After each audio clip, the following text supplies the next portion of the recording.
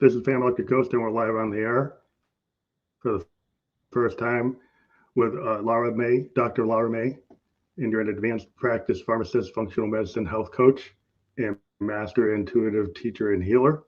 And I want to welcome you to the Family Like the Ghost podcast. Thanks for having me. I'm excited to be here. I want to let people know that we are a featured podcast on the Newsly platform. You can see that icon up there. It says listen on Newsly. And you see scrolling below. For those who are listening or watching, if they use coupon code GHOST and get 1 month free premium subscription on that platform, you can try it out. And we are going to be on there later tonight. We are a featured podcast on that platform. That's an audio only platform. So you can listen to the podcast wherever you're on the go on Newsly.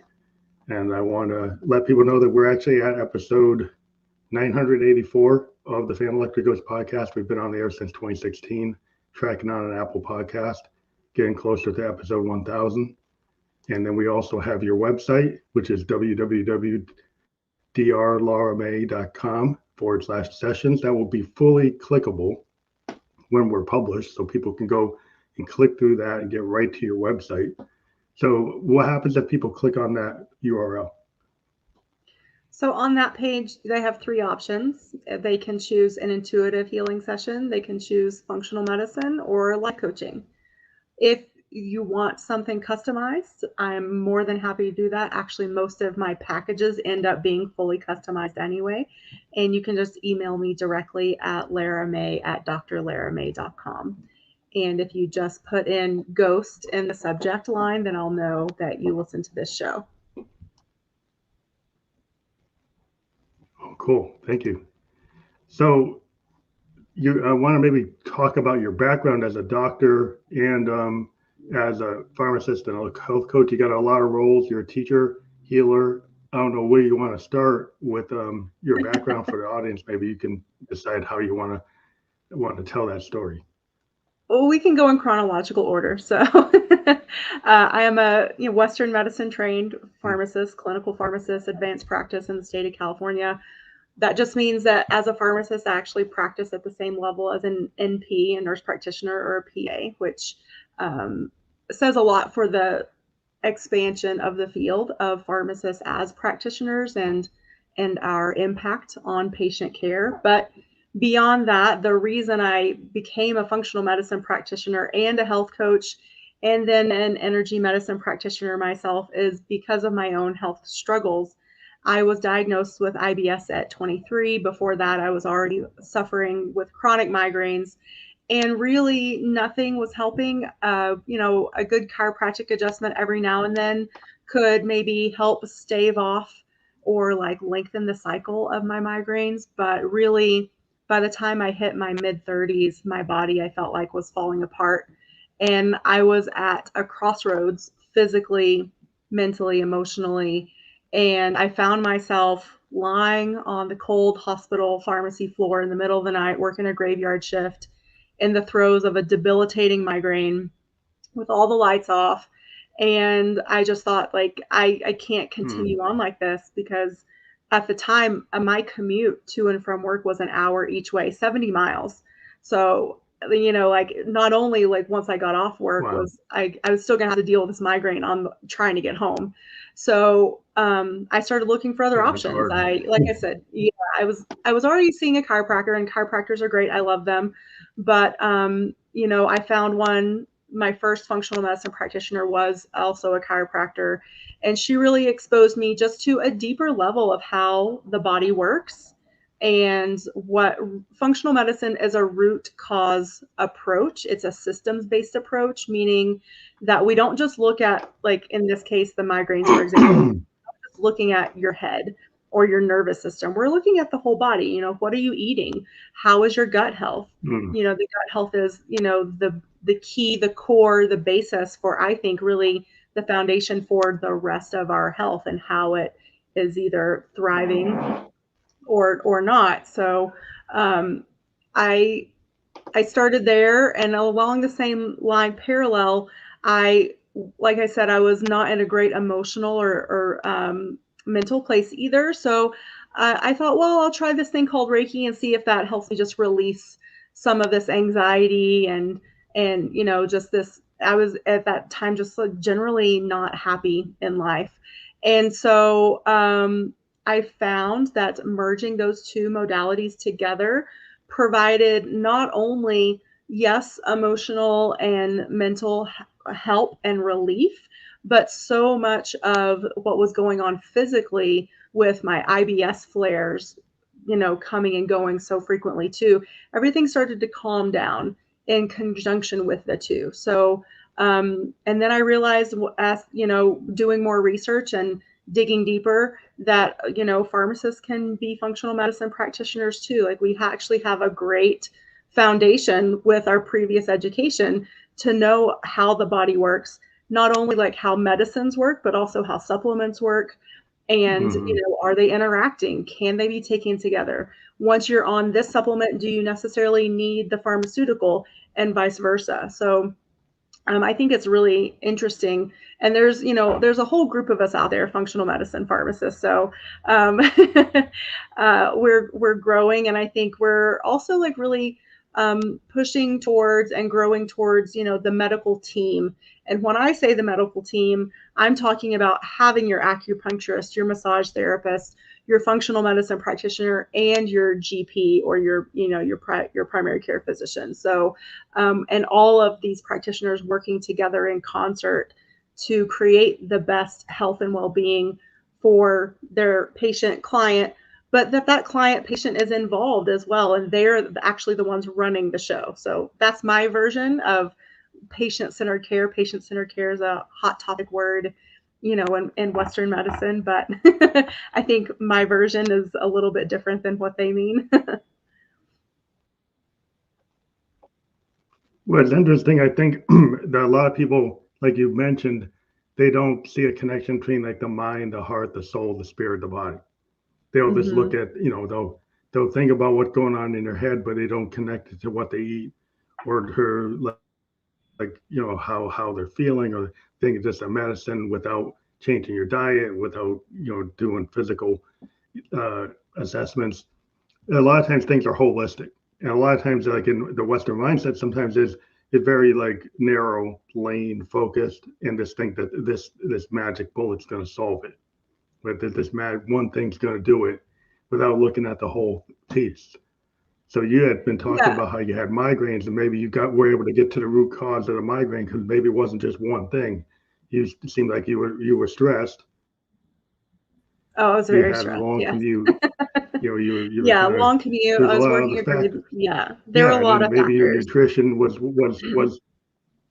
It yeah, was not great then. Yeah, no, and I think because people don't put it together. yeah, Yeah, no, yeah, but yeah, it's just not how we're taught. It's not how we're taught as consumers, and it's also not how we're taught as practitioners in the Western, structure of things. So, in Western medicine, we're taught it's systems based, but it's not connecting the systems. It's like systems as little islands all throughout your body. You have cardiovascular, you have thyroid, you have, your reproductive, your gastric, but we very rarely in Western medicine look at the whole picture and connect all the dots, where that's exactly what functional medicine does. And you're exactly right at that time in my life.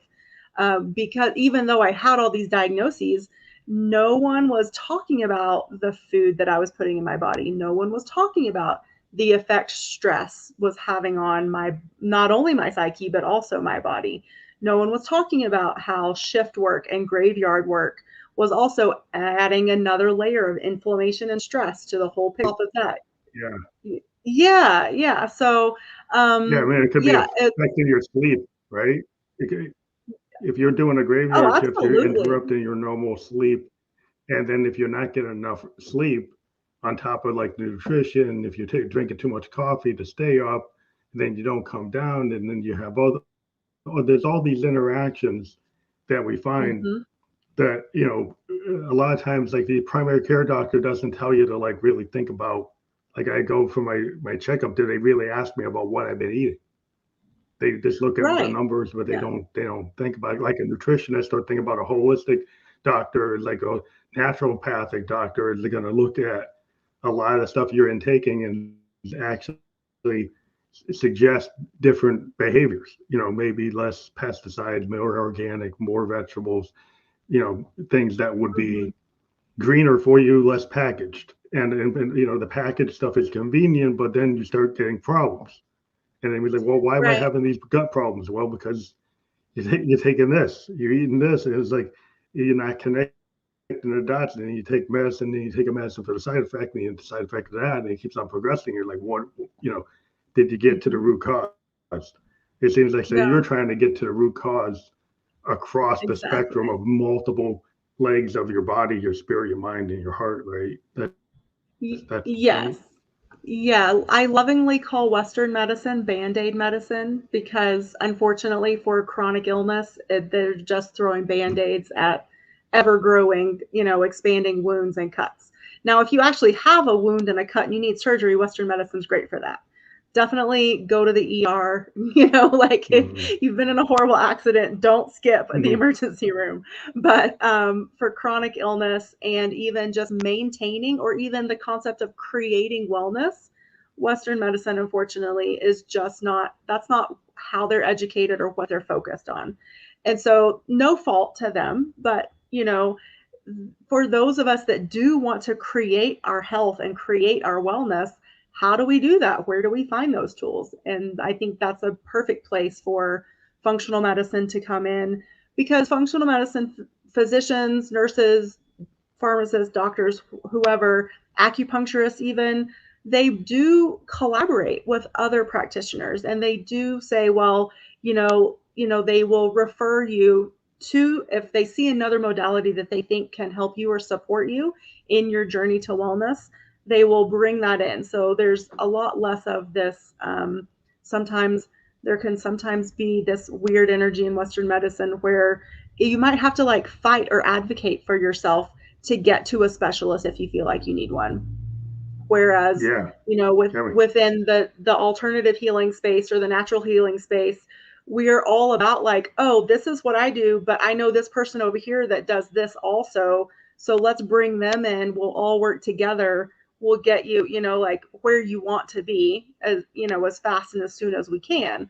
And, you mentioned earlier that, if the doctor even asks you about your food, well, and unfortunately, the food guidelines that even some most registered dietitians and nutritionists, if they're again operating off what the Western medicine protocols and guidelines say, those are actually not the best food recommendations or guidelines. Like now we have the plate, but even if you look at the plate is still mostly carbs, Yeah. and it's like we know how damaging carbs and sugar Yeah. is to the It's not. body. Like, and we're still demonizing certain fats, Yeah.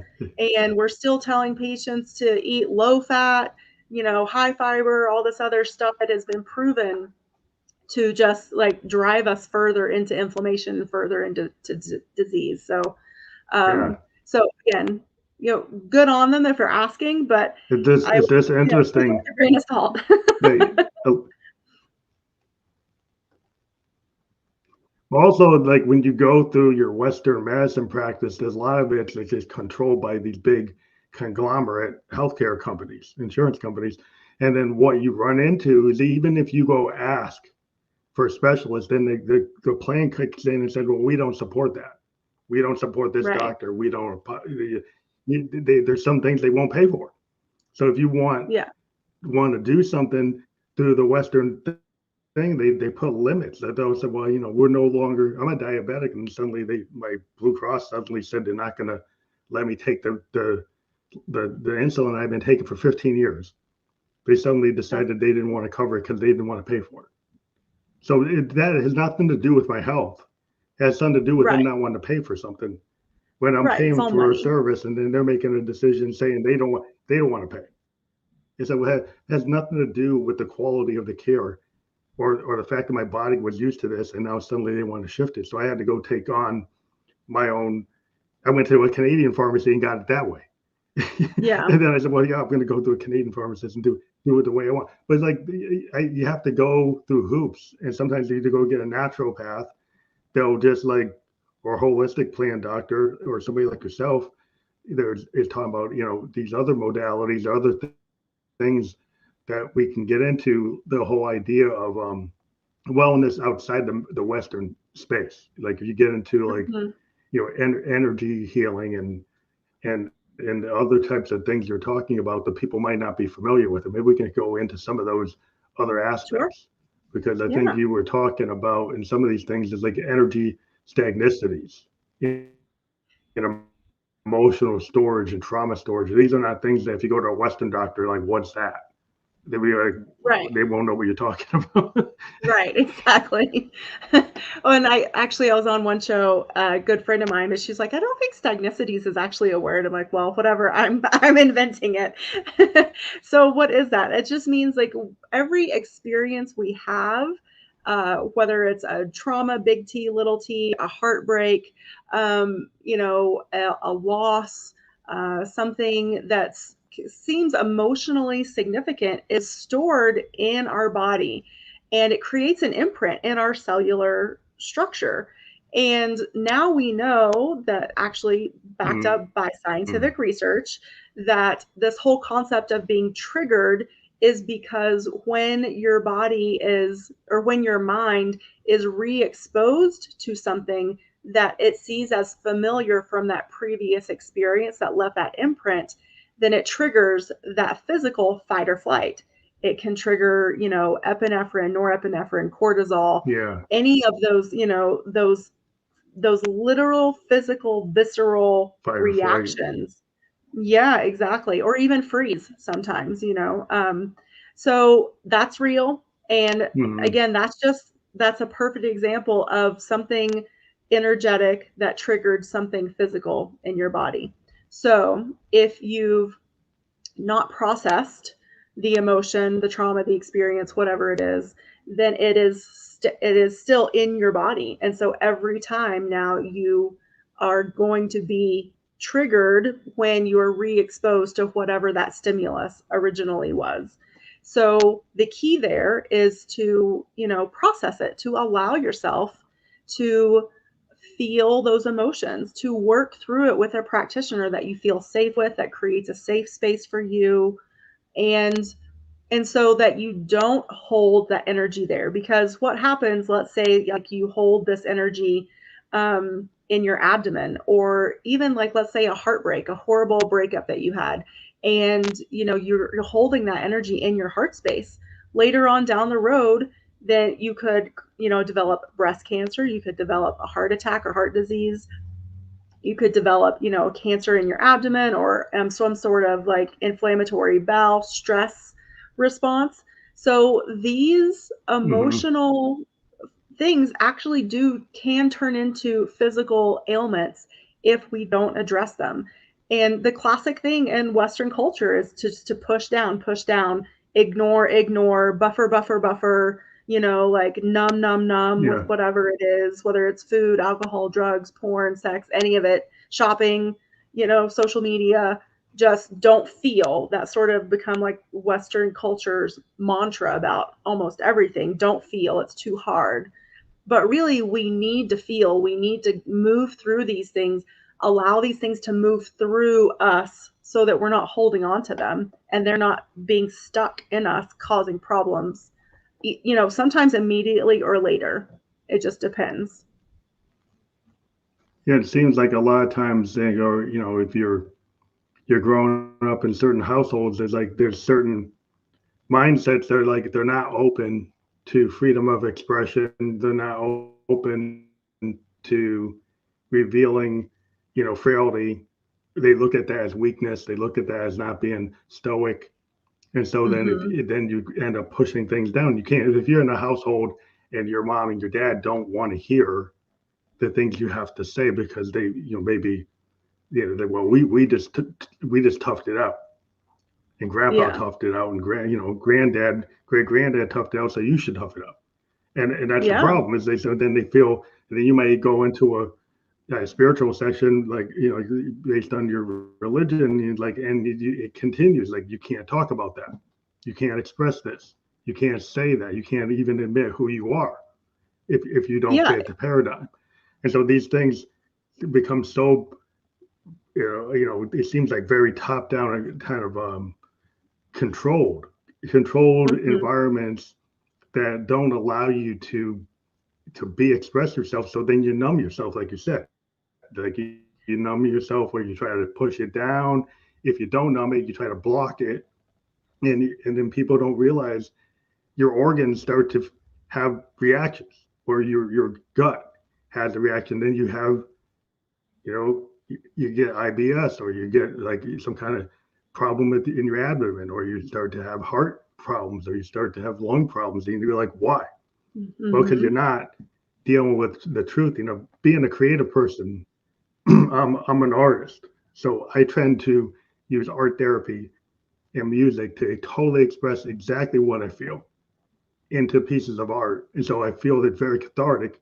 And I've got a space in my household, all of my whole family are artists, my wife, my daughter, and we don't push down that. We say that that's good. And so we're very much like in the kind of bleeding edge of that type of stuff. And we don't really push anything down in that way. That's So amazing. we were very expressive. Yeah. There's some people that we can't talk to because all they want to talk about is the weather, and they can't talk to us on any other level other than sports or weather. Mhm. so, so you're like, okay, but that's where you are. So okay, Right. Yeah. Gotta meet people where they are. But, yeah, I think what you were saying, like, yeah, growing up in households like that, even where at, like, maybe super young ages, you're told, "Stop crying. Don't cry." And so even before we really have sort of a lot of these conscious associations, we're being told to disconnect from our emotions, and we're being taught to ignore our intuition. So, I teach a lot of intuition classes and a lot of different modalities. Reiki is one of the main ones. I'm a master attuned and trained teacher in three different Reiki modalities, Asuli, angelic, and crystal. But I also teach a channeling and just intuition in general. And I get this question a lot is, well, do I have to be special or gifted to be psychic or intuitive? And the answer is no. We all have the ability to tap into our own intuition because we are all connected to source. We all came from source. We're made up of the exact same things that the stars, that the planets, that this planet Earth is made of. We are the stars. If you look at our cellular makeup down to each atom and molecule and element. And mm-hmm. so it's just a matter of reconnecting, of re-remembering and undoing so much of that learning or that conditioning that we endured as our tiny human selves. Well, as an artist, one of the things I run into a lot with some artists is trying to be too perfect. And part of Oh being yeah. an artist that's very open is that I feel that musicians are we can channel. There are a lot of times the poets talk about the muse, they talk about the universe, and a lot of musicians. I am into freeform jazz and experimental music, Cool. so I'm not into trying to make it exactly perfect. I'm into actually experiencing what I call stream of consciousness. The happy accident is kind of like what like Hendrix. An example of this is Hendrix was one of my favorite guys in music, was playing with the Isley Brothers. He was in a recording session, and suddenly he just went off and did something that wasn't the song. And then they asked, "Well, what are you doing?" Well, the universe gave me this new vibe, and I had to put it down. And he was the kind of artist that it would just come to him, and he wouldn't care what the Hmm. setting was. He would just put it down, and he'd get in trouble because people said, "Well, you're not supposed to do that. You're in a session. You're supposed to be controlled." And he's like, "No, if the universe Yeah. gives me something like this, I'm going to use it." And a lot of people are not willing to do that because they're Right. told they have to sit in the box. They got to be in the cube. And you see the artists who kind of push it are the ones who are willing to kind of take that Hmm. and go with it. And I think that's kind of like my experience is within a world where people are trying to be so perfect because of all these machines and AI and editing to make the perfect track. I kind of go back. Well, listen to this song from the Stones in '72. Is it perfect? No. But is it vital? Yes, because of its imperfection, because it's not perfect, Exactly. because they were Yeah. just trying to be what it, just let that song be, let it happen. So many people are trying to make things into what they think is going to be expected. They just keep on repeating themselves or trying to fit in the frames. Yeah. And I think it's in terms of like a mindset, if you have that mindset, then you don't challenge, you don't listen to your body. So when you go to the doctor, you're too scared to tell the doctor what you're really feeling. Like my father, he used to like, well, the doctor's going to find it. The doctor's not going to find it if you don't tell him. And he used to be Right. like, he wouldn't tell the doctor, well, they'll take the test and they'll figure it out. And my mom would get so mad. It's like, what's the point in telling me if you're not going to tell the Yeah. doctor what you're feeling? Yeah, I totally get it. And and it's interesting, this whole concept of perfection. Like, we're humans.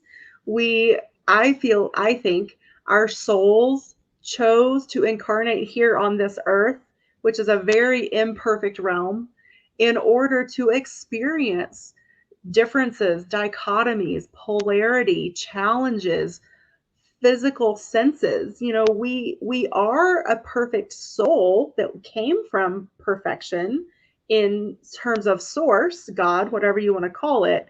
But while we're here on this earth, perfection is actually unattainable. But it's the journey back Hmm. to that soul self that we learn, that we're challenged, that we grow. And I was just having this conversation with someone else before we hopped on here together. And if we can just shift our perception of those challenges, of that growth, into, wow, isn't this fascinating? Be curious, be willing to roll with the ups and the downs. And even when we're low and we're down, we know it's just temporary. So what's that next thing around the corner that could be an amazing opportunity? And that, again, it's a shift in perspective, but it's an opportunity for us to take this life that is imperfect and embrace it for that beauty, and realize, like you just said, it's the imperfections that create the good song, that create that beautiful piece of art. That even in nature, yes, there is sacred geometry, there's symmetry, there is, that perfect symmetry in nature, but still there's so much imperfection. And that should be celebrated, because we're all Yeah, a each lot of variation. imperfect, wonderful individuals. Well, it's like the other thing is it's like this place for meditation or clearing out energy and raising vibration. And a lot of times in music, like sometimes we can get trapped in this kind of thing. I could get trapped into a loop where I'm sitting at something for like 8 hours trying to get something right. The Hmm. better thing to do is to kind of walk away and Hmm. kind of clear out, kind of shake it off, because you get into this thing where you're getting diminishing returns. And I think this Hmm. happens in work too. I'm a software guy, and I see a programmer that is sitting at their cube for 4 hours straight, and they're not getting it done. And people would measure them. The management going to measure them and say, well, because he's sitting there, he's not taking breaks. They're like, but is it actually solving the problem? No, it's not. So the counterintuitive sometimes is like, you actually have to shake it off and walk away, or kind of Hmm. find a way to clear out your frustration or your anxiety. What I seen in both those situations is like your anxiety gets so great that you're not productive. Right. And so if you can kind of shake it off and find a way to recharge, you can get back to this is something that's going to work. And some people just think they would just keep on plugging at the same thing, and it's not solving the problem. Yeah, I think it's a great way to bring in meditation, and to also highlight the fact that meditation doesn't have to be sitting still in a room by yourself in silence, telling yourself to have no thoughts. I don't think that's meditation. Meditation to me can be walking, breathing, inhaling the beautiful nature around you, bringing in the sunlight into your body. But it can be Mm-hmm. sitting still. And when it's sitting still, just listening to your breathing, that beautiful rhythm in and out Yeah. that never stops. That's the one thing that keeps us alive is breathing. That's the best and easiest way to meditate. Guided meditations are fantastic. I still, even though I've been meditating for, I don't know, I started meditating in pharmacy school when I was suffering from insomnia. So that was a long time ago, but I still love guided meditation. So there's, I also like, I think we sometimes put these perspective of perfection even on things like that. These tools that are meant to help us, that are meant to sort of like Yeah. get us out of our head, we're like, oh, but it's not good enough, or I'm not doing it right, or like I must be screwing it up somehow. So um, just be gentle with yourself, allow Well, yourself the sometimes space like, to yeah, I mean,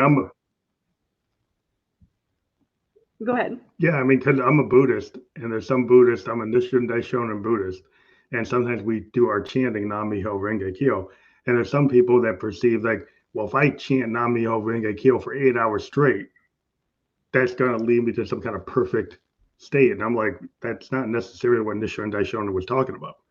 That you Mm-hmm. don't, that just because you did it for 8 hours, this doesn't mean that you could do it for 15 minutes. You could just be out in the woods doing it, and you could get a brilliant result. It doesn't have to be that kind of sequential thing. You're putting to become a Western mindset onto something that didn't have to have that, because it is Right. whatever suits that moment, and it could be different. It doesn't have to be the same. And that's Mm-hmm. where I think people make the mistake is the fact that it doesn't have to be perfect. You could do it with a group. You could be by yourself. You could be, in front of your your at your meditation point, or you could be out in the woods because nature is a cathedral. You could be on a Mm-hmm. boat. You could be on a canoe. You could just be at peace. You could be even on the train and get yourself into a state where you kind of zoom into it and kind of do a breathing exercise. You could be whatever suits the moment that you need to do that. And that's where, well, then that means there's no right way. Well, like, why? Yeah, there's probably not a perfect right way. It's whatever suits what you need at that time. Right. Yeah. So I think this takes us back to learning to listen to ourselves and being willing to try different things. So maybe you try, just the breathing. Maybe you try the walk in nature. Maybe you try the mantra meditation. I know when I was teaching myself to love running, because for years I had hated it, but I decided to train for a triathlon with a friend of mine, and I knew the running was going to be the biggest challenge for me. So I thought, well, I'm going to teach myself to love this and enjoy it so I'm not miserable. And I did that with a mantra meditation. So as I would run, I would chant the Ganesha mantra. And I don't know if you can see it, but the little tie-dye picture back there behind me is Ganesha. He is the one of the Hmm. Indian gods of removing obstacles. And so I would run and chant in time with Gan Ganapataye Namaha. And I would just do that over and over. I'd have like great meditative music with no words playing. And and finally I got to the point where I enjoyed it. So, like just play with it. It's supposed to be fun and enjoyable. And like you said, like when you're pounding away at something, it's time and you catch yourself because eventually you'll catch yourself in that cycle of not making progress. That's your cue. Get up, go to the Yeah, bathroom, go take a walk, go outside, maybe go stand on your head. I mean, whatever is going to help you shift your yeah. You perspective gotta and you give gotta yourself a recharge. break. Yeah, yeah. Our brains definitely need breaks.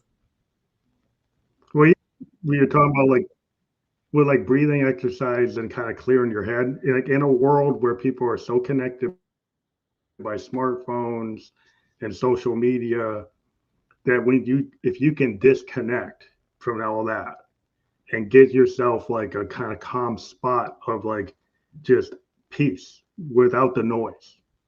Because I think a Mm-hmm. lot of times if you go back and look at a lot of the great art that was before all this technology, there's because there was Mm-hmm. like there's actually room for like silence. Like a lot of times if you're an artist, like they talk to a lot of I've watched so many documentaries by different artists and they would say, it's kind of when I just went off, didn't give myself a bunch of expectations. I gave myself some peace. I just went off somewhere and Mm-hmm. it's like I needed to kind of disconnect and not really try to force it, that things will happen when you give yourself some breathing room and you give yourself some Yeah, contemplation time where you don't have to be exactly. so tied up by the world. And a lot of people are so like, well, I got to get this on a plan. I got to put it on the project, put it on the whiteboard. Yeah, you have to, at some point, you do that.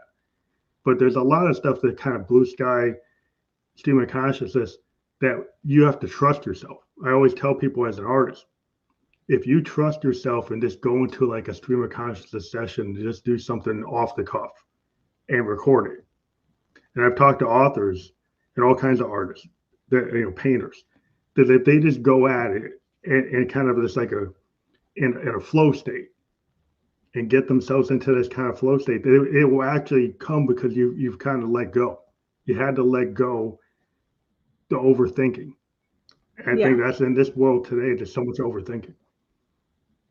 Yeah, well, and again, I think that's because of our conditioning. I mean, how many of us were daydreamers as little kids and we were, like taught in school, hey, come back over here, pay attention, or even maybe told by our parents, daydreaming is a waste of time. You got to get out there, you got to go, work or find a skill or, a trade or something like that. So I definitely think that, daydreaming is valuable. It's what allows us to even think that some of these, you know, um, concepts or adventures or, anything is possible. And, so much of the self-help world talks about manifestation. Well, in order to manifest, you have to know what you want. And there's, I think, a whole slew of people out there that have no idea what they want because they haven't even given themselves the chance to dream or daydream about it.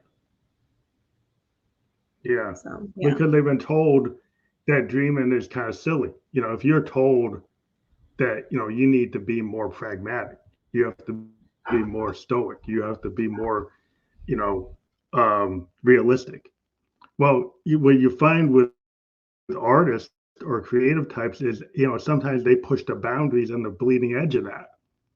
So if you're going to be told that that's silly or that's not something you could do, that's only something like Tennyson could do or Hemingway could do or this person could do, then you kind of put yourself out of the running. All human beings are inherently creative. But if you feel that that's only like the top 1 to 5% of the population is capable of Hmm. doing that, then you put yourself out of the game. And I think that's a mistake because you don't have to be a musician or a painter. You can be very artistic in your day to day life with how you operate Hmm. in your life. If you take if from that point of view, you come from like a very creative point of view, you can kind of rebrand your whole life to be who you really want to be. Absolutely. Yeah. I mean, it can show up in your wardrobe. It can show up in, your hair and your makeup in, like, I know a variety of ways, like you said, in your daily life. So, yeah, just, I feel like we need this almost like a renaissance of a willingness to just show up as us. I think social media has Mm, been an interesting phenomenon to watch unfold. I was born in 1980. I'm at the tail end of Gen X. So I was a kid born mm, before any social media existed. We were, locked outside with as kids and given a pitcher of water and said, "Don't come back until after dark," or at yeah, least come back by dark. Like go play outside. Don't bother us adults yeah, inside.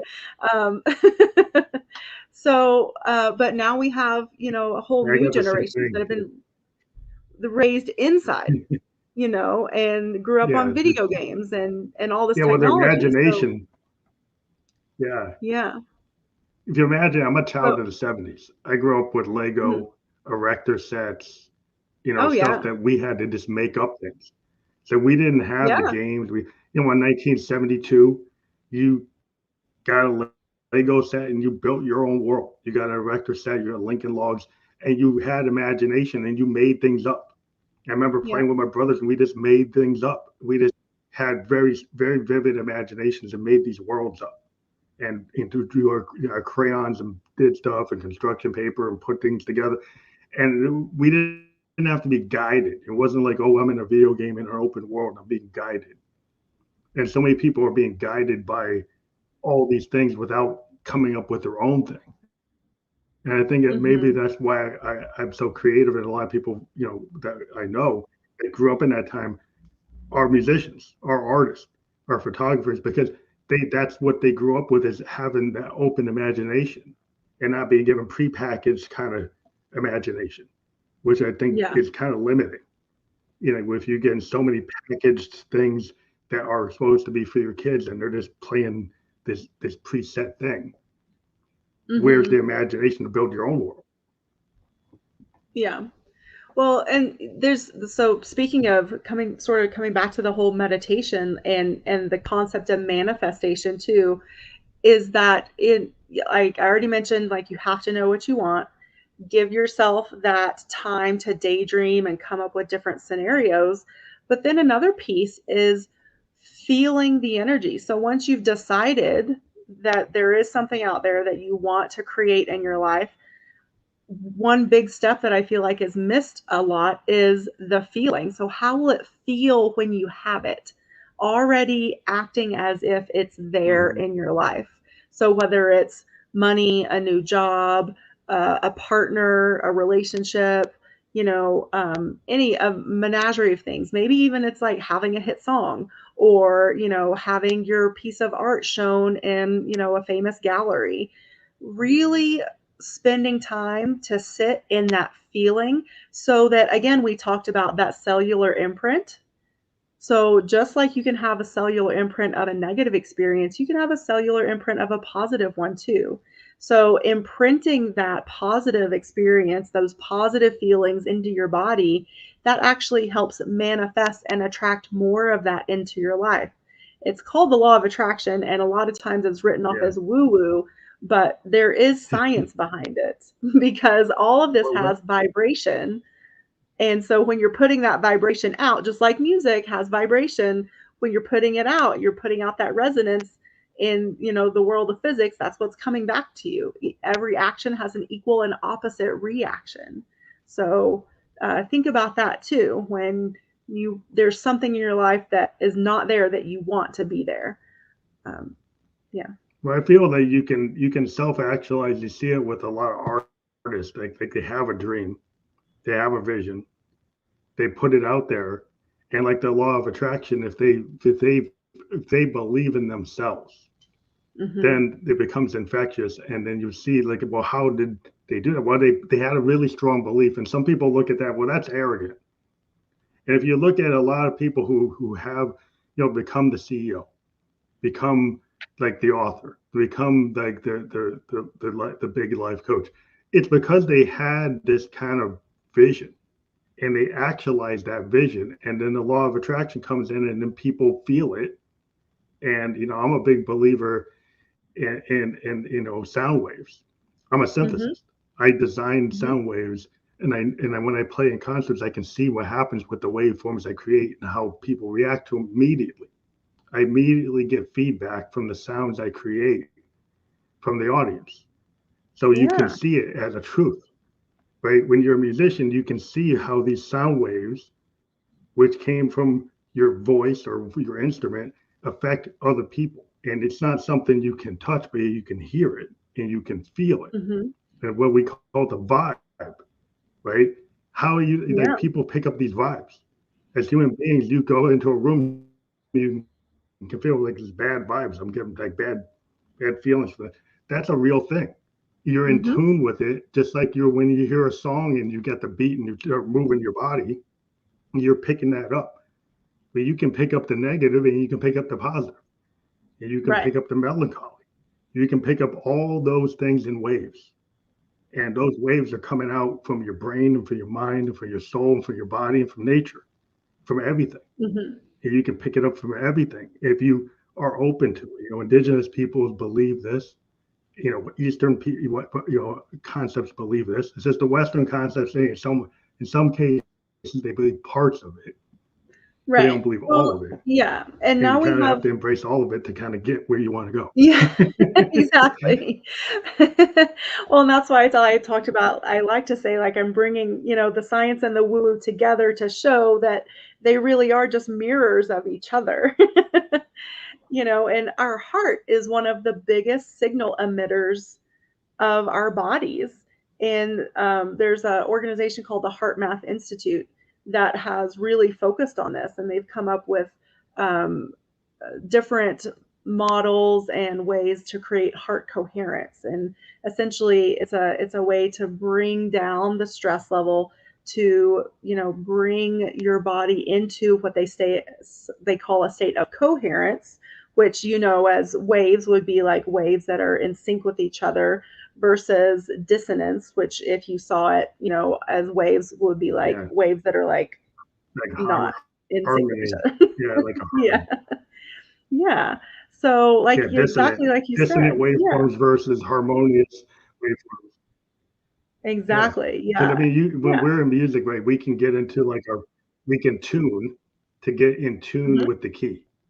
So if you're in a Right. band and somebody's in the key, it's a C major or G minor or whatever, and they're not in that key, it will be very dissonant.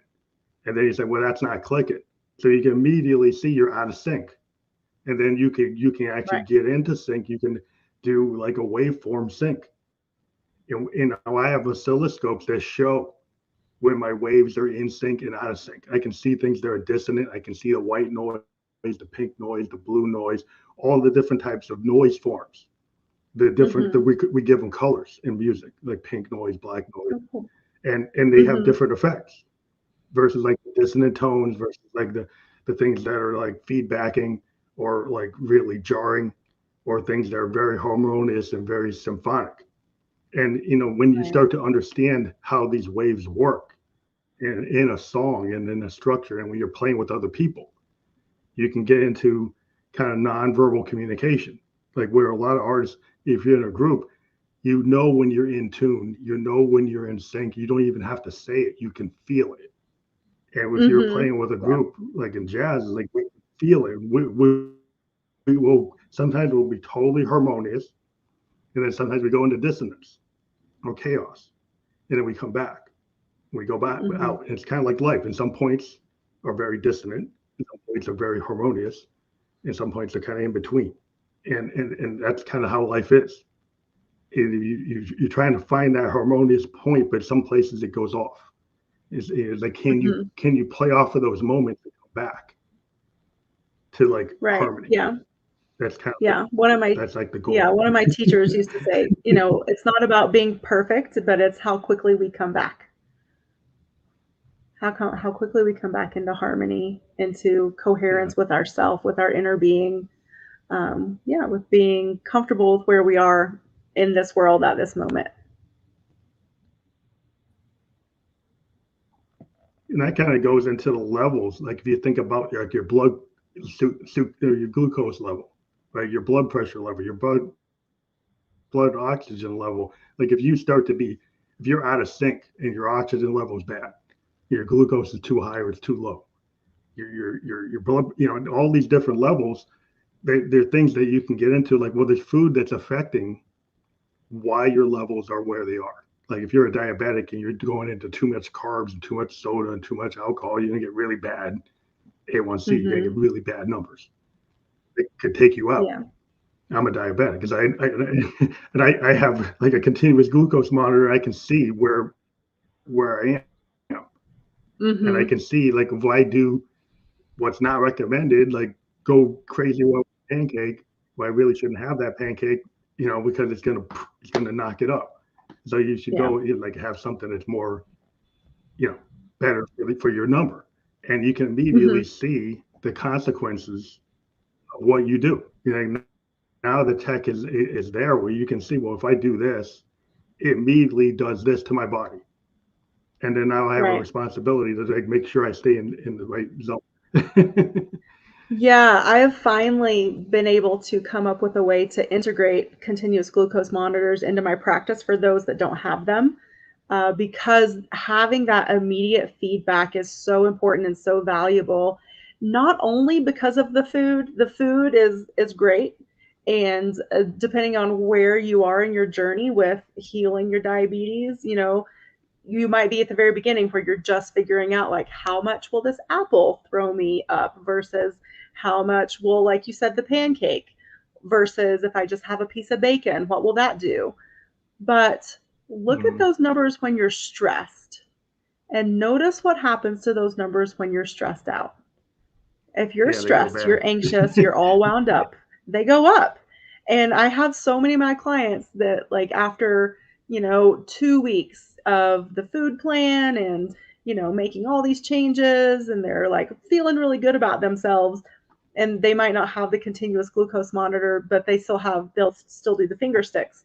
And they'll come back and say, but my numbers are still high. Why? Why are my numbers still high? I'm like, how is your stress level? Let's talk about stress and what it really does to the body.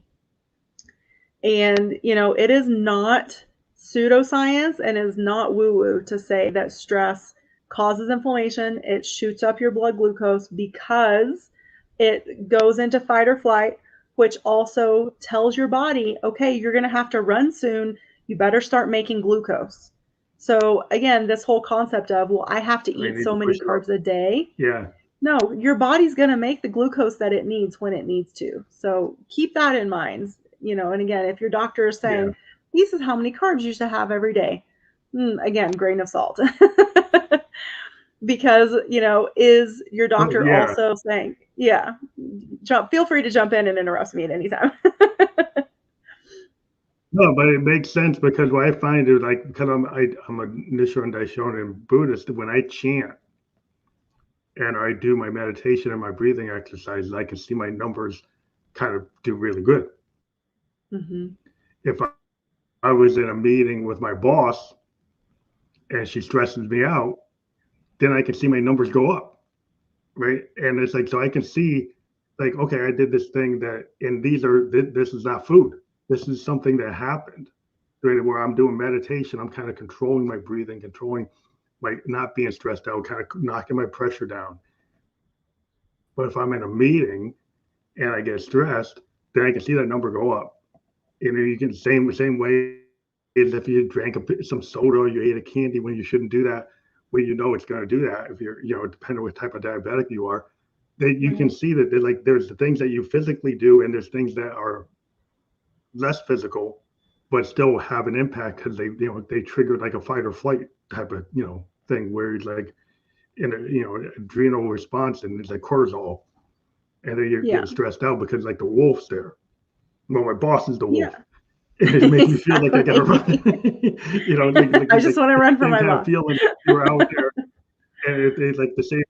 Like, is that social situation that triggers you, right? That you're out there in the world, and then you get triggered like the wolf, which triggered our ancestors, or the saber tooth was triggering our ancestors to get. But it's like it's still real. It's just a different thing, and now you actually might get triggered more than the wolf. Because like in the modern world, there's all these triggers there. And this is where I think what you're talking about is like learning how to de-stress from those real situations that are, it's conversation or it's a interaction that's causing the stress. It's not like somebody's chasing you, but if it does the same thing. Yeah. And actually being willing and investing in yourself in that time to figure out what is triggering me, especially if you're one of those persons or people walking around that has just sort of a high level, low level, whatever level of like constant stress, constant anxiety, maybe even, dealing with some depression too. We really need to hone in and figure out what is the source of this. Because yes, there's Western medicine treatments, but really finding a coach, a therapist, some sort of practitioner to work with to help you get to the root cause of these and start processing and healing from them. Because if you continue to live through just like constant stress, then that's when inflammation and disease develops. I mean, really, it's inevitable, unfortunately. Yeah, I mean, we've got so many people that you wonder if they're diabetic because of these stressful situations that if they went to an alternative type of therapy, not this Hmm. Western medicine with insulin and all the other medicines they give to diabetics. Is like if you actually embraced other types of treatments, that if you actually Hmm. started, like you said, identify the source of your stress, Yeah, identify mitigation at the things that you can do that maybe aren't medicine.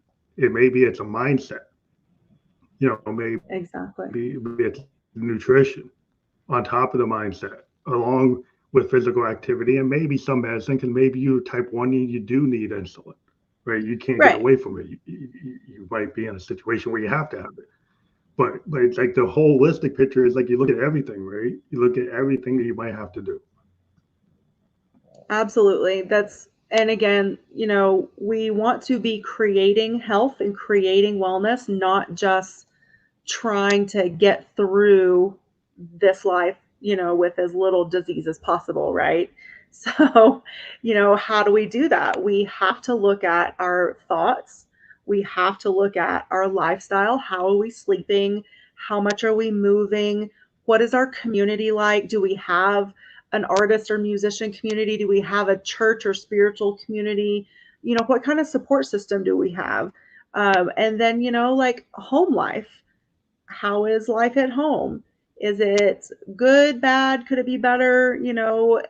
There's always room for investigation and tweaking.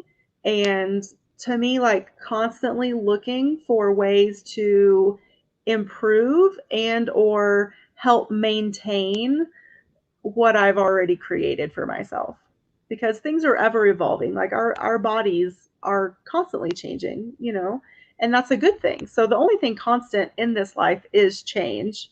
We just have to figure out how to make that change positive Yeah. for ourselves. I think some people want things to have like, oh, I want to be able to just solve it at one moment in time, and that's going to be my solution. What I find is like, because you're constantly evolving and things around you are evolving, it is never going to be like this one size fits all. Even when you learn techniques, you're going to have to adjust.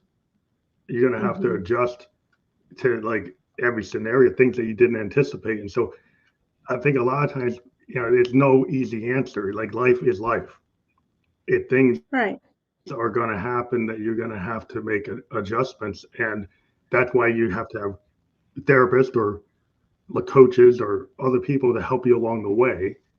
And it's you're never kind of done until you're done. The way I look at it is Right. like, as an artist, like I continually evolve as an artist because I want to keep on. I could keep on doing the same thing, but I find it Yeah. more interesting to try things I don't know how to do, because then Yeah. it challenges me, and then that makes me happy. Some people are uncomfortable with that, but I think in your life you have to kind of progress by doing things that you might be a little unsure of, but you should explore it. And I think that's why our brains are built to be able to do that. And we're never really done learning. No, no. One of my teachers is Abraham Hicks, Esther Hicks, and the collective Abraham likes to say the work is never done. And then something else that I really love, that what they say is happy, healthy, happy, healthy, happy, healthy, dead. And I love that concept of of choosing to be happy, healthy, happy until we're not, until till we move on back Yeah, into the non-physical. into another space. Yeah, another. Yeah, back to the Well, I source think from what which we've we had is a came. very illuminating conversation. Very Yeah, Yeah, it's very yeah. Thank metaphysical. you. But being an artist, we're kind of in that space. That I think a lot of my audience, because we're artists and we're creators, we're in the more predisposed to listen to what you're saying. Then that's why I bring folks on the podcast. Is I want people to have these kind of expansive conversations that kind of challenge paradigms and get people to think, which is what the whole purpose of the show is to hear what other people have to say, and maybe you Yeah. can take a nugget of what we said and find a way to integrate it into your point of view, or at least listen to it and understand it, and then look into it. So again, look at the link we have here for drlaramay.com, and that'll be fully clickable, so you'll be able to investigate all, getting an appointment with you. Maybe you can tell the folks again if they click on that link, how they can connect with you. Sure. Yeah. So go to drlaramay.com/sessions to sign up for a session with me, whether that's life coaching, energy healing, or functional medicine. You can also pop over to drlaramay.com/store if you're wanting to maybe buy a program that will be more self-guided. I have one of the first ones you'll see on there is actually called Blood Sugar Mastery, because I do work with a lot of patients and clients with insulin resistance and type 2 diabetes. And so helping bring truth and real information that's going to help people has been my passion ever since COVID. I shifted my practice from gut health over to type 2 diabetes as a focus because I'm so passionate. And unfortunately, Western medicine does such a poor job when it comes to managing and helping diabetics. So anyway, so yes, so drlaramay.com/sessions or /store. Those are two links that can take you to either a live session with me, or you can buy a bundle, or you can buy a self-guided program. There's lots of options.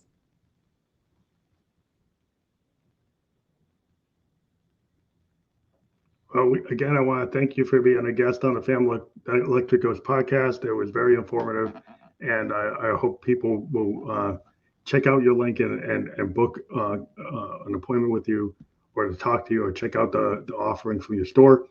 Again, thank you for being on the show. And this will be out on all the platforms. We're on all the major podcast platforms. We'll be out there tomorrow. We'll be on Facebook, YouTube, and Twitch as we were live.